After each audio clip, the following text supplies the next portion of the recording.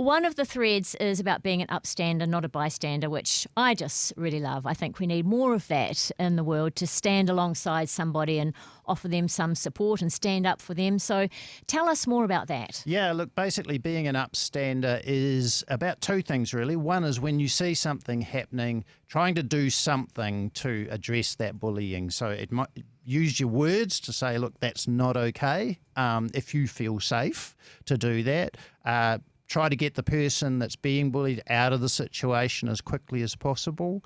It might be getting somebody that's sort of got more authority, like a teacher or a manager or whatever, to sort of intervene. And, it might be making sure that the person that's been bullied is supported afterwards, and that, there's some uffy around them. So, and all of those things really is about being upstanders.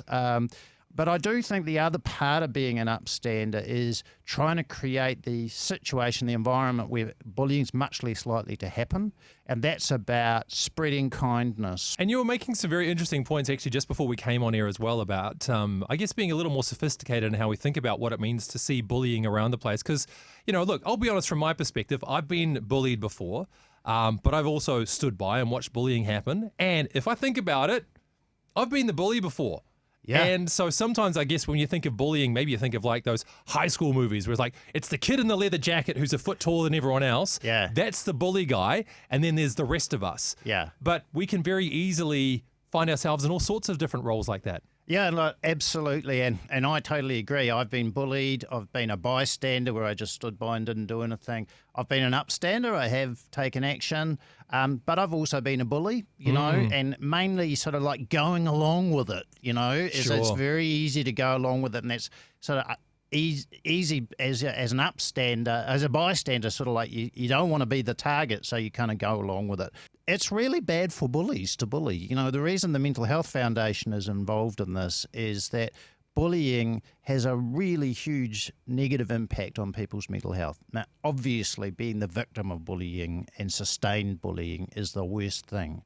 But there's lots of research that says, it's really bad for bullies, and it's really bad for people, for bystanders. And I think in New Zealand we disguise a lot of our cruelty in humour. Yes, the mocking. The mocking humour or being a joker. Kiwis, we're not good at dealing with conflict.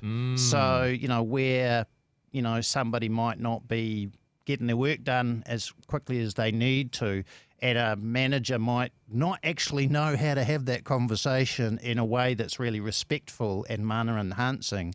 And so instead they kind of use mockery or browbeating, or they just cut that person out and don't give them any more work. All of those kinds of things which make that person feel small and actually don't honour them. It makes me think too about the kind of cultures that we want to be developing too, which I know is so much of what it is to be an upstander. And even as you're saying that, it gets me thinking about the difference between, say, scarcity and abundance when it comes to, is this a place of love or acceptance and reward, right? That if you're in an environment where it seems like there's only so much acceptance or reward that you can receive, we fight for it, we get angry for it. If it's deprived from us, we go after somebody else.